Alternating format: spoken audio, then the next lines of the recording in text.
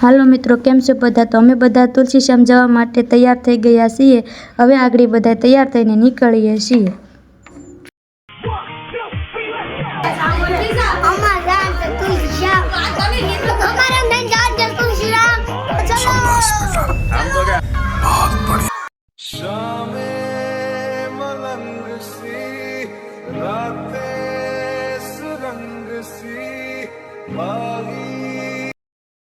Finally મિત્રો આપણે તુલસીશ્યામના જંગલમાં પૂગી ગયા છે અને આ પાપાની પરીઓ ધીમી ધીમી ગાડી હકાવે છે, એની લીધે આપણે પણ બહુ વાર લાગી ગઈ છે। જોવું તમે, ત્રીવ માથે કાંટો નથી જતો।